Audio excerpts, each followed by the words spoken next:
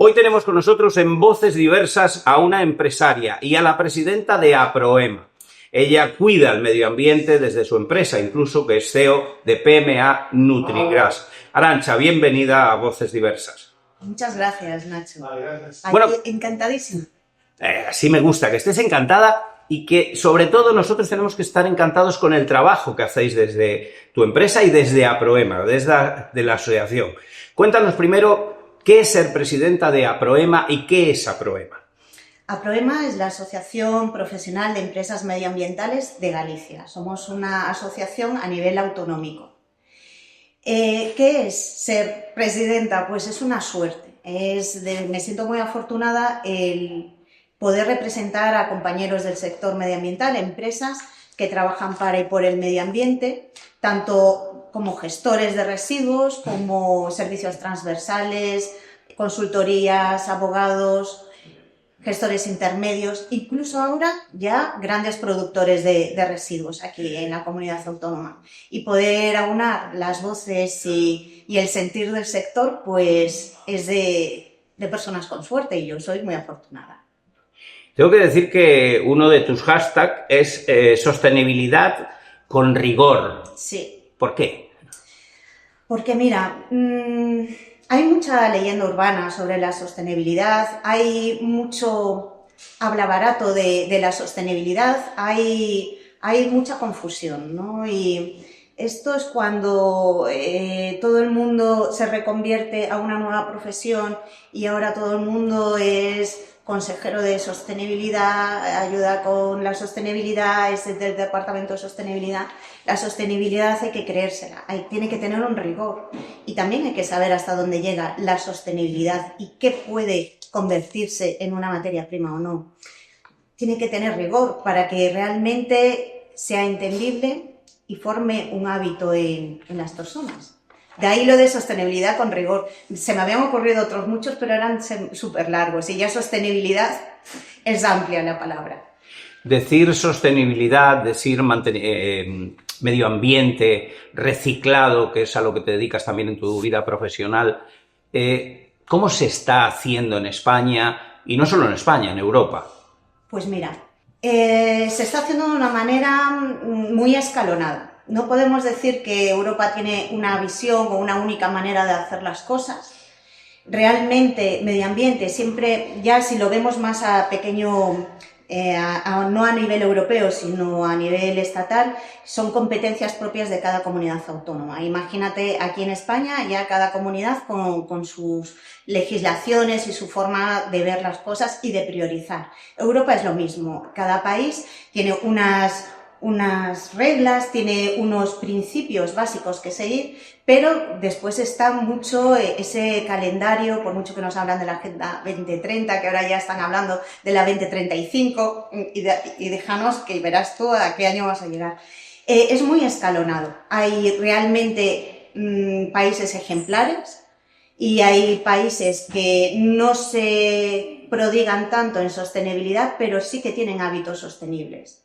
España, pues también hay mucha diferencia de una comunidad a otra. Ahí está el País Vasco, que siempre nos lleva a todos la delantera, o está Cataluña, con el Gremi de Cataluña de recicladores, y después estamos los gallegos, que tenemos mucho que presumir y tenemos una industria con una sostenibilidad transversal que tenemos que lucirla más, la tenemos que presumir más. Decir que tú has estado vinculada a la ONU y a la Climate Week de New York, ¿no? Bueno, sí. NYC. Sí. La verdad fue una aventura buenísima. Estuve previo a esa semana del medio ambiente, me perdí la comparecencia de Trump, me hubiera gustado, pero estuve en la semana previa. En la semana previa era importantísimo recordar todo lo que hacemos en Galicia. Tuve la suerte de estar con Jorge Alonso, que es el comisario de Medio Ambiente de España, allí en la ONU, y le pude contar los proyectos que hay aquí en Galicia. También le expliqué algunos a nivel nacional, evidentemente, pero tenía que saber de primera mano qué hace la pyme, ¿no? Esa pyme que tiene que invertir, ¿no? La pyme que valora si tiene una casa en la playa o tiene un almacén nuevo para gestionar, en nuestro caso, residuos. Y me encontraba con esa voluntad, con esas ganas, y tuve la suerte que me recibieron, evidentemente, con todo lo que hay que contar. Has estado nominada, o tu empresa también estuvisteis nominadas por un tema de medio ambiente, sostenibilidad, reciclado. Cuéntanos un poco sobre ello. El estar nominado o el que te hagan diferentes reseñas por el trabajo que haces simplemente es porque has tenido la suerte que alguien lo ha visto, ¿no? Ha habido visibilidad de esa acción. Para nosotros el premio realmente está cuando nos viene a ver pues la consellera y se hace el petit comité, o cuando nos viene a ver otro empresario, ¿no? De otra comunidad autónoma o de otro país, y nos viene a preguntar o nos viene a intercambiar el conocimiento. Para nosotros esos son los premios. El estar nominado, a ver, esa parte de ego pues te viene bien, y es publicidad al final para tu trabajo y sobre todo para el equipo humano que hay detrás, ¿no? Pero nuestro verdadero premio fue no hace mucho, que vino la consellera a ver nuestro proyecto de I+D de la nueva planta que tenemos, y pudieron estar todos mis compañeros, porque a veces a los premios no te los puedes llevar a todos, pero cuando vienen a visitarte a casa, a la fábrica, a la planta, sí que estamos todos, y ahí es cuando realmente te hinchas bien. ¿Por dónde empieza el reciclaje? ¿Por dónde empieza el medio ambiente? Por uno, sin duda. Mira, los últimos años he estado viajando mucho para conocer diferentes países europeos, bueno, y en Nueva York. De hecho, una de las causas por las que también fui a la ONU es que necesitaba ver cómo recogían allí el orgánico. He ido a diferentes sitios, diferentes empresas privadas y públicas, que me expliquen cómo ellos han podido convertir en hábito en el ciudadano lo que es la sostenibilidad, ¿no? Hay mucha cultura, en España, en Galicia tenemos mucha cultura respecto a la sostenibilidad, tenemos conocimiento, pero no hemos logrado que el conocimiento realmente se convierta en un hábito en el ciudadano, en nosotros. Entonces, pues mira, me fui en Dinamarca a un pueblecito que se llama Thisted, donde la eólica había transformado todo el pueblo, y el pueblo era bandera de todo lo que es la energía eólica y mover sus coches y sus fábricas. La pregunta era ¿cómo lo habéis hecho? ¿Cómo habéis conseguido que realmente cale? Y es increíble, es más la parte ya no de pasar conocimiento, sino que el conocimiento se vea, se palpe, se lo crean, se convierta en un hábito. Y me he pasado pues recorriendo pues Países Bajos, en Grecia, que parece que a veces está muy lejano, pues hace muchísimas cosas. El norte de Italia, que es un ejemplo, y somos muy parecidos los italianos y los españoles, pues ellos ya lo tienen superadísimo, el que la basura no se recoge todos los días. ¿Cómo han conseguido eso? ¿No? Personas que son como nosotros, que tienen la misma manera casi de ver la vida, ¿cómo han conseguido hacer un hábito? Y eso, pues, te da que pensar que la sostenibilidad, como te decía, empieza en uno y haciéndose un hábito. Y es lo que todavía aquí no hemos conseguido. Y es lo que intento cada día, ¿no? Que se convierta en un hábito, hablando, que es la única manera, y abriendo la puerta de mi casa para que vean qué es lo que pasa con el aceite, por ejemplo, ¿no? Que es uno de nuestros residuos bandera. Hablábamos antes de aceite, en este caso el de casa, que aún sigue habiendo gente que aún tira el aceite que usa en el baño o lo tira en el vertedero. Pues sí, todavía, ¿ves? Son esos hábitos que, como te decía, hay que ir trabajándolos. Nosotros como PEMEA Nutrigras somos gestores intermedios de un montón de residuos peligrosos. Pues mira, todos esos residuos que salen cuando vas a pasar la ITV, que antes vas al taller y te cambian el líquido de frenos, el anticongelante, todo eso, somos gestores intermedios, pero somos gestores valorizadores de un residuo que es el aceite de la cocina, el aceite de la restauración, de las cafeterías, de los catering. Desde 1991, que me acuerdo que José Mañas, mi padre, empezó repartiendo bidones en la hostelería y diciéndoles que cuando se enfriase el aceite de la freidora, por favor, echaran ahí el aceite que después se recogía, que le tomaron por loco. Le decía, pero ¿cómo, vamos a ver, cómo vas a hacer un biocombustible del aceite de cocina? Tendrás que hacer mañas un biocombustible, pero del aceite que le quitan a los coches, que ya, eso ya ves que funciona, que eso... Y no puede, y él decía, no puede ser bio porque ya es catalogado como residuo peligroso. Tiene que venir de un aceite que sea orgánico, que no sea. Y ahí surgió todo el tema desde 1991. En el 2006 hubo un punto de inflexión muy importante porque empezamos con el puerta a puerta, a recogerlo y aún seguimos. ¿Ves? No se sabe mucho, no lo publicitamos mucho, pero sí que tenemos la suerte de recoger en muchas comunidades de vecinos. Eso nos lleva a que lo que recogemos, lo limpiamos, lo preparamos y lo convertimos en aditivo, va directamente el 95% a formar parte de, cuando hablamos de un biocombustible, de la parte bio. Pues en un litro de diésel, pues un 30% va con este aditivo que tengo aquí, con esta magia. Enséñanos un poco qué es el primer producto que recogéis y luego lo que sale. Pues mira, el primer producto, esto llega así, mira, ahora ya de lo que lo he puesto ahí ya decantado.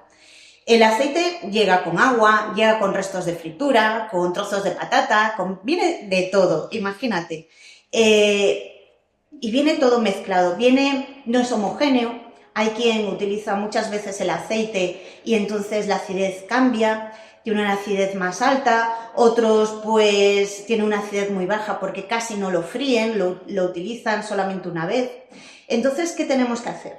Nosotros recogemos principalmente en bidones de 50, que es lo que le cabe a la hostelería o a una comunidad de vecinos, y vamos recogiendo poquito a poco con nuestra red de transporte. Y cuando ya tenemos 25 toneladas, imagínate, de 50 litros a 25 toneladas, pues todo esto entra en el proceso de crear el aditivo. Se limpia, se decanta, se centrifuga, se le da calor para hacer una acidez. El aceite tiene que es lo que le da el sabor, ¿no? Es la acidez del aceite. Pues nosotros tenemos que hacer una homogeneidad de lo que es la acidez. Y después las plantas de biodiesel, las gasolineras, los distribuidores de gasóleo, compran este aditivo. Es decir, de esto, que es así como lo recibimos, pasamos a esto. Aquí es una parte intermedia, ya no tiene agua, ya no tiene impurezas, ya es homogéneo. Has visto cómo ha cambiado el color también por darle el calor. Y después de esto, lleva otro proceso que hacemos en casa, en la planta. Y ya este es la parte bio, de esos biocombustibles, ¿no? Hoy en día va al 30% todavía, ¿no? De ese litro, pues el 30% va con este aditivo. Esto es lo que es la magia. Esto es lo que, pues mira, muchos lo ven como un 30% que contamina menos. Sin duda otros lo ven como un 30% que no tiene el impuesto de hidrocarburos, pero vea como lo vean, esto es lo que necesitamos, que haya un 30% menos de contaminación. Y ahí es donde trabajamos mucho, en conseguir que esto se conviertan en hábitos, que realmente la persona que lo va a tirar por el fregadero diga, es que esto todavía vale, no me vale a mí para cocinar, pero vale a otra persona para hacer una parte de biocombustible. Aparte de tirarlo por el vertedero no es que desaparezca, no es magia. Tirarlo por el vertedero va a ir probablemente a la depuradora de tu municipio, y la depuradora de tu municipio estaba, la última vez que me lo comentaron, el eliminar 1 kilo, porque esto lo ves aquí líquido, pero en cuanto cambia la temperatura se solidifica. Pues 1 kilo de esta grasa en una depuradora cuesta 3 euros de energía, de biodetergentes para limpiarlo. Y después, claro, todo tiene una repercusión, porque ¿quién paga esos gastos? Los ciudadanos, ¿no? Con nuestros impuestos, con nuestras tasas. Entonces, pues bueno, ese hábito de a mí no me sirve, no lo tiro, pero le sirva a otro, es importantísimo. ¿Se recicla realmente en los hogares? Porque vosotros lleváis, desde tu empresa de PMA Nutrigras, lleváis esos bidones a comunidades de vecinos, a establecimientos de hostelería, luego los tenéis que recoger, pero la gente en su hogar, ¿cómo hace realmente los que viven en casitas o los que no tienen comunidades donde haya recipientes? Pues mira, hoy en día en casi, y además por ley, en todos los municipios va a aparecer nuevos contenedores. Tenemos el de restos de siempre, ese verde, tenemos el del cartón, tenemos el del plástico, el del vidrio, y ahora va a haber ya por ley, porque así se tiene que hacer, uno para orgánico, que sería el marrón, y también para el aceite vegetal, ¿no? Que también es biorresiduo, como el orgánico, pero evidentemente se recoge en un formato líquido y tiene que tener un contenedor especial. Las familias cada vez reciclan más, pero no se llega al indicador óptimo. ¿Qué es el indicador óptimo? Es ese punto donde realmente cuando se traslada esos residuos, esa basura a su planta final, no supone una penalización, ¿no? ¿Y qué pasa con eso? Las penalizaciones realmente revierten en nuestras tasas de basura, en nuestros impuestos. ¿Qué podemos hacer? ¿Qué pueden hacer las familias? Las familias, cuando... y ahora estoy visitando con comunidades de vecinos, explicándoles el contenedor marrón. Como puedes ver, podemos estar en la ONU hablando del empresariado gallego de sostenibilidad, pero después, durante la semana, pues a partir de las 8, que es la primera convocatoria, 8:30 la segunda, estoy en comunidades de vecinos animando, creando ese hábito. Mucha gente no recicla porque no se lo cree. Entonces, hay que hablar, hay que darles ese pensamiento crítico realmente a lo que se hace en casa, a lo que se hace en Sogama o a lo que se hace en las plantas finales. Cuando lo explicas y animas, estoy segura que les puede durar un mes esa clasificación, ese tener diferentes contenedores. Pero después, cuando ya llega el mes de septiembre-octubre y toca el pago de la tasa, hay un cambio, hay un enfado y ya te dicen, ya no voy a reciclar más.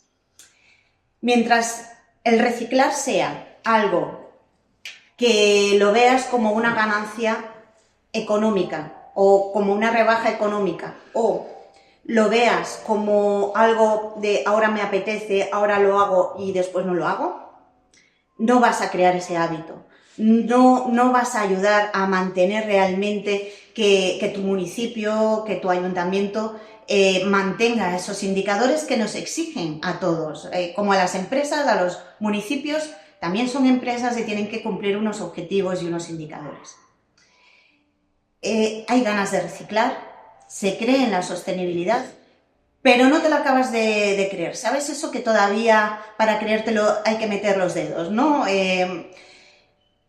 Es mucha parte de nosotros, los gestores, el abrir la puerta y el enseñar. Hace poco estuve en una planta final de orgánico y cuando te explican cómo va todo ese tema del biocompost, todo cómo se hace, lo entiendes y te da una pena. Cuando de repente en el proceso ves que van bolsas de plástico o va un bote, dices tú, qué lástima porque ahí hay que parar, hay que sacar y probablemente esa parte de ese orgánico ya no se pueda reutilizar o darle ese uso que todavía tiene, que en sí es una materia prima. Falta eso, falta el ver, falta el tocar y falta el abrir la puerta de casa. Háblanos sobre esto, ya que aprovechamos que estamos en casa. Pues mira, desde Aproema, el Ayuntamiento de Vigo y la subcontrata pues han confiado en nosotros en ir a ese puerta a puerta, a esas asambleas extraordinarias de comunidades de vecinos, a explicarles de primera mano el orgánico, o sea, que un cara a cara, o sea, estoy aquí, yo me dedico a gestionar residuos, pregúntame lo que necesites, te voy a explicar yo también cómo es. Y nos dedicamos a eso, les llevamos el contenedor de orgánico para el contenedor marrón y les llamamos esto, que es lo que a mí más me encanta, es el embudo para el tener más puntería en la botellita cuando queremos reciclar el aceite de casa. Es un embudo simplemente con la boca para adaptar, se abre y vas echando aquí pues todo lo que es el aceite en una botella de plástico, cuando se enfría de la sartén, claro. Y estamos haciendo ese puerta a puerta. Nuestro ayuntamiento cree, aparte de tener puntos de entrega de estos contenedores en la calle, el ir a casa a explicarlo, a realmente entrar en ese diálogo de un vecino pues que de repente se ha enfadado y deja de reciclar, o el que no lo ve claro porque no puede tener mucho cubo en casa. Es, venga, el bajar a decir, venga, pregúntame lo que quieras, el ser claro, y vamos, yo en eso me apunto a un bombardeo, me encanta, no sabes lo que se aprende, te das cuenta de cosas que también tienes que mejorar tú en tu empresa, ¿no? Porque crees que a lo mejor un contenedor es lo ideal, pero después de hablar con unas 50 comunidades de vecinos te das cuenta que no es lo ideal, ¿no? Y que utilizan otras cosas y que tú puedes ayudar en esa utilización de cosas. Es de sortudos el poder estar en ese careo, y digo careo en el buen sentido de la palabra, ¿no? En ese diálogo con el primero que tiene que reciclar, donde empieza la sostenibilidad en el individuo. Y eso lo hacemos aquí, en Vigo, pero que puede ir a muchos más concellos de toda España. Podéis trabajar a todos los sitios de España, sí, desde PMA, ¿no? Sí, desde PMA y desde APROEMA también. Hablando de APROEMA, ¿cómo está evolucionando a nivel nacional y las asociaciones en otros sitios de España de este estilo, ¿no?, que cuidan el medio ambiente? En España tenemos muy buenas asociaciones. El espíritu de la asociación cala, y más en el medio ambiente. Tenemos a SEGRE, que es a nivel nacional, Repacar, la FER, tenemos muchísimas asociaciones que llevan mucho tiempo, y el Gremi de Cataluña, y que llevan mucho tiempo luchando porque la sostenibilidad sea algo transversal a todas las industrias, ¿no? Como sabes, hay asociaciones sectoriales, la del metal, la del textil, la de la alimentación, y está también la sectorial del medio ambiente. Tal vez la nuestra sea la que más tiene que calar a nivel transversal con las otras asociaciones. En eso nos ponemos de acuerdo, nos juntamos, nos sentamos e intentamos seguir un camino de entrar en las demás asociaciones para que tengan en cuenta lo que pueden ayudar en medio ambiente, ¿no? En la parte de sostenibilidad. Que también, Nacho, te recuerdo que empezó todo esto hablando de medio ambiente. Ahora, si te das cuenta, hablamos de sostenibilidad. La sostenibilidad está formada por la pata del medio ambiente, la parte social y la de la gobernanza. Las empresas medioambientales de mi sector, del sector medioambiental, siempre han trabajado la parte social y la parte de gobernanza. La gobernanza al final es que te tiene que salir rentable y tiene que salir bien económicamente el llevar un medio ambiente y la parte social. Y en eso España, la verdad, el tejido empresarial se apoya en las asociaciones. En eso, la verdad, a diferencia de otros países, que cuando nos llaman y empresas siempre queremos contactar con nuestro homólogo allí en ese país, somos mucho más activos en España con las asociaciones. Somos más incisivos también con la administración. Nos gusta mucho irnos a reunir con la administración, ponerles encima de la mesa el punto de vista del empresario y crear ese diálogo público-privado. Te tengo que preguntar por Pretenac, que es un proyecto interesantísimo que habéis trabajado con la universidad, en este caso con la de Santiago de Compostela. Sí, bueno, menudo equipo de investigadores Scretus de la Universidad de Santiago. Pues, dado que llevamos mucho tiempo desde la empresa, desde PMA Nutrigras, trabajando el tema del aceite, el tema de ir recogiendo poquito a poco hasta juntar una cantidad y poder poner a funcionar la máquina, contactaron con nosotros porque querían ir más allá. El biodiesel está muy bien, ya lo trabajábamos desde el 91, ese aditivo, ¿no?, para las biorefinerías, pero este equipo de científicos, de investigadores, veía que en su momento fue el diésel, pero ahora es el plástico, ¿no?, que teníamos que ver una manera de si este aditivo, esta limpieza de este residuo combina bien con un diésel, tiene que combinar bien con cualquier derivado del plástico. Ese día que contactamos, me acuerdo yo de estar hablando con mi padre en la planta de lo mismo, ¿no? De, fíjate que esto, si casa bien con el diésel, casa bien con cualquier derivado del petróleo. Cuando nos reunimos, vimos que estábamos en la misma línea. La universidad confió en nosotros, en nuestro producto, en cómo lo limpiamos, en cómo lo calentamos, en cómo lo tratamos, y nos pidieron hacer una plantita piloto en la planta nuestra de Beigadaña. Ahí pues empezó la magia, ¿no? Empezó algo que yo, desde el punto de vista que no soy investigadora, que me cuesta ver las cosas, el ver cómo esto de aquí al lado, como esto, se puede formar parte de un plástico, de un bioplástico, pues me parecía ciencia ficción. Y hacerlo en casa, o sea, hacerlo en la planta de Beigadaña, en Mos, pues tenía su mérito. De ahí Cretus, este proyecto empezaron a ganar muchos premios, el equipo investigador, ¿no? Pues yo doy una materia prima, la preparo, la mimo, ¿no? Pero ellos son los que tienen esa chispa en el cerebro que ven más allá. Y hacerlo en nuestra planta, hacerlo aquí, pues iba a decir nos agrada, no, nos sentimos útiles, nos sentimos muy útiles, y eso es nuestra razón de ser útil cada día, ¿no?, cuando abrimos la persiana. Y es un proyecto de I+D, en una pyme que tiene su mérito, ¿no?, porque sin duda la cuenta de resultados es lo que mide una empresa, ¿no?, y más una pyme, que todas aquí en España somos pymes, el 85%, 90% ya de pymes. Y que hayan pensado en nosotros, una universidad, que hayan puesto su planta, bueno, yo digo plantita, pero bueno, unos reactores en nuestra planta, y que veas que sí que funciona, que se hace esa magia, que después tocas ese plástico. Yo es que no puedo estar más contenta del trabajo que realizamos.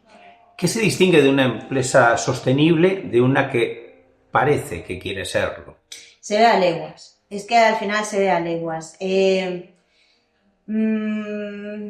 La empresa sostenible normalmente es aquella empresa que ya lleva haciendo sostenibilidad mucho tiempo, y fíjate que ni lo publicita. Y cuando realmente se presenta esa empresa, esa pyme, a un concurso, y realmente tiene que tener sellos, porque se tiene que diferenciar de una, ¿no?, para ganar ese concurso, y empiezan a sacar pues todos esos certificados, y se dan cuenta que, pero si esto ya lo hacía yo, pero si esto ya lo tenemos, ya lo hacemos aquí en la empresa, te das cuenta de la cantidad de cosas que se hace por la sostenibilidad, que nos enseñan, y aquellas que realmente tienen el sello, le vas a verificar el sello y no tienen nada hecho. Es que se ve, se palpa, se ve ya en cómo tienen los almacenes, ¿no?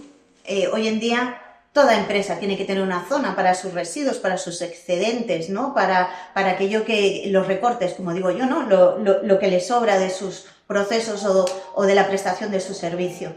Cuando vas a una empresa lo ves. Es que no se puede disimular si una empresa no está con la sostenibilidad.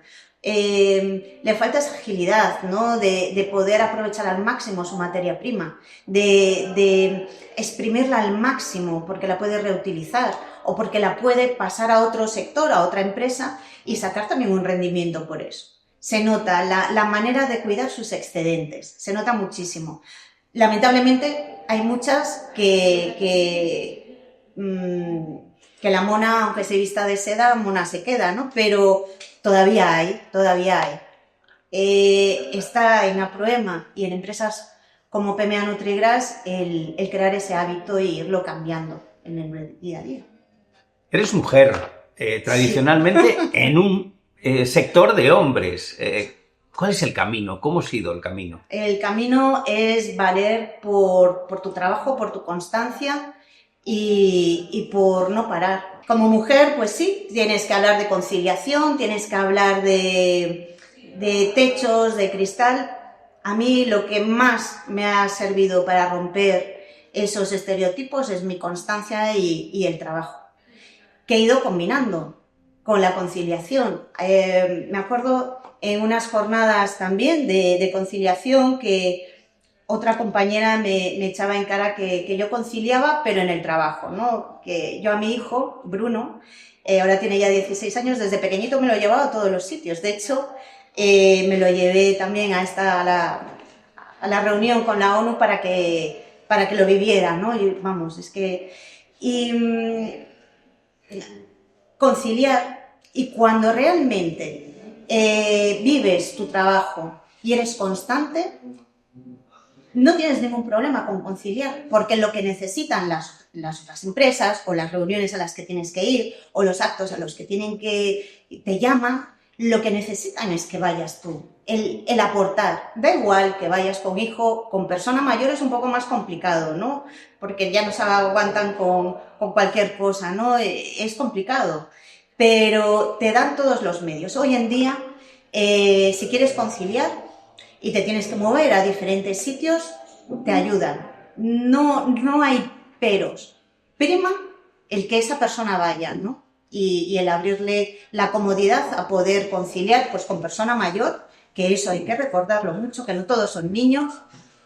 Y la parte bonita de llevarse a un niño, que siempre hasta dicen, mira, yo concilio porque dejo llevar a los niños. No, y las personas mayores. Mira, en nuestra empresa nos pidieron hasta conciliar las mascotas, con eso te digo todo.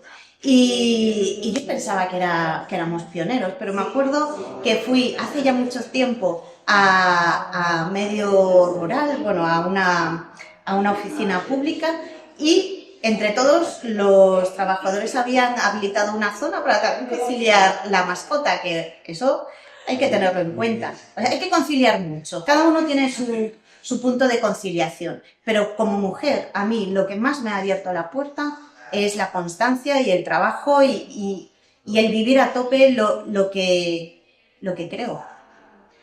Si te digo qué significa liderar con rigor y empatía... Pues es ponerse a hablar un idioma que se entienda.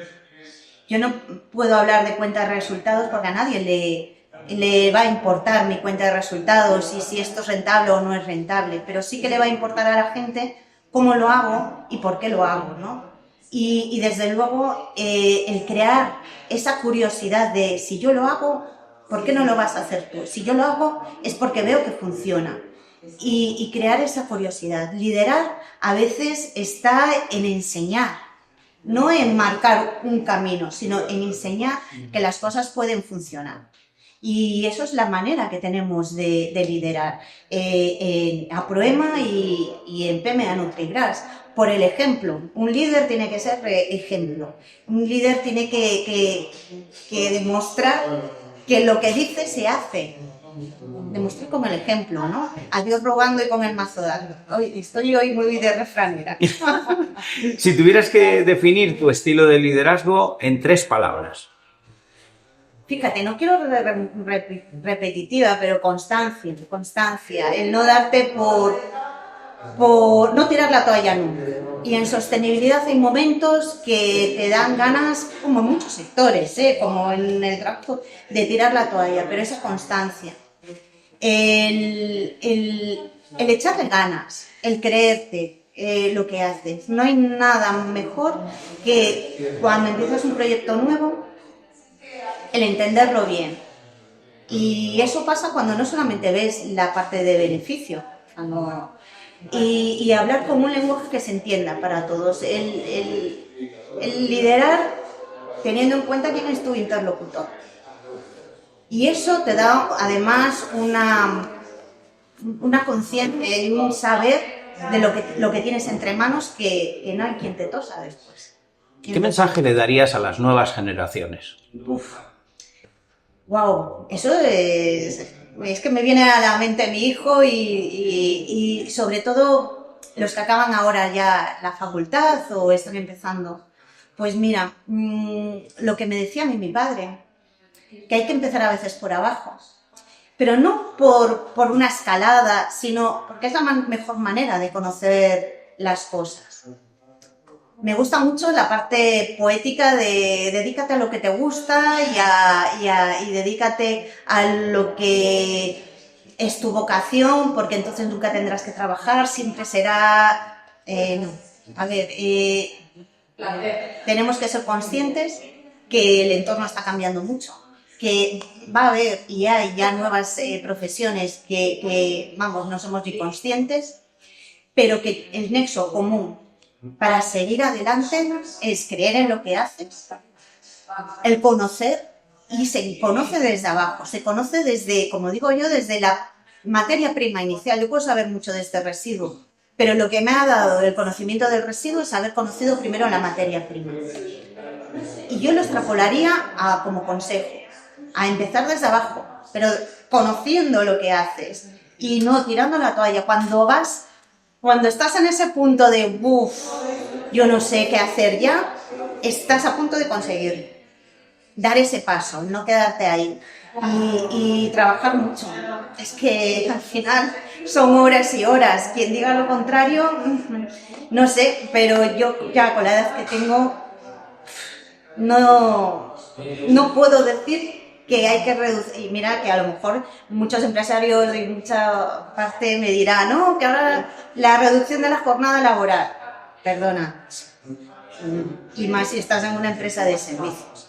Ya veremos cómo haremos eso, porque habrá que hacerlo por ley. Pero la constancia y echarle horas al trabajo y conocer a tu cliente, ¿eh? Si pensamos que nuestro cliente lo sabe todo, ¿no? Hay que hablar mucho con él, enseñarle también todo lo que puede pedir. Si tuvieras que titular esta entrevista... Ay, terapia.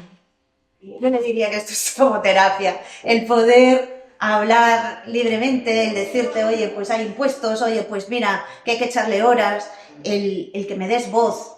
Esto es terapia. Esto es de desahogarte, ¿no, Nacho?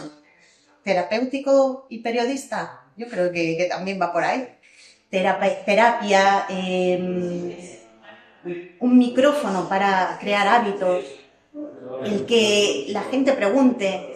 No hay nada peor que a veces cuando tienes conocimientos ya te creas unos juicios y tienes unos prejuicios sobre cosas y lo dejas ahí y no creas el hábito. Cuando empiezas a preguntar sobre lo que has aprendido y realmente si se hace o no se hace, es cuando empiezas a conocer realmente la sostenibilidad, en este caso, ¿no? Que es lo que me toca trabajar a mí y lo que me toca vivir. El entender que realmente un residuo o el planeta no se cambia cuando ya no es tu problema, te da pie a querer indagar más y a querer hacer más. Es cuando creamos el hábito y es lo que nos cuesta tal vez en este país, pasar del conocimiento al hábito. Hay mucho conocimiento, pero ese conocimiento no se ha transformado en hábito, en medio ambiente, sostenibilidad. Y eso es lo que tenemos que hacer. Y esto se crea hablando, Nacho, con esto, con este tú a tú, con terapia, bueno, con diálogo. Pues hemos hecho diálogo hoy en Voces Diversas, hemos tenido a Arantxa Mañas Álvarez, ella es la presidenta de APROEMA y también la CEO de PMA Nutrigras. Hablamos de sostenibilidad, de rigor, de liderazgo, de mujer empresaria y emprendedora, gracias también que venía de tu padre la empresa. Sí. ¿Cuántos años de empresa? Pues mira, desde el 85 está en el mundo del transporte y del reciclado. Antes trabajaba para una gran compañía y desde el 85 él decidió empezar un nuevo rumbo y hasta aquí. Y al pie de cañón, que sigue José Mañas. muy interesante también, si un día quieres hablar con él. Pero sobre todo, Nacho, una cosa que quiero dejar ahora que dices la empresa familiar. Emprender en la empresa familiar da para un programa, ¿eh? Porque parece que tienes que emprender desde lo nuevo, desde, pues me creo una idea y creo un nuevo negocio.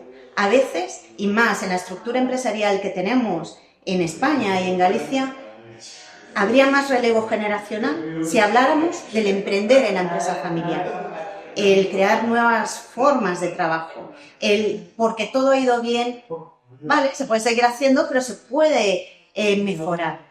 El hablar del emprendimiento en la empresa familiar es regeneración familiar. Sí. Pues ha sido un placer tenerte en Voces Diversas y ver cómo realmente la sostenibilidad del medio ambiente está cuidado gracias a gente como tú. Pues muchas gracias, un placer.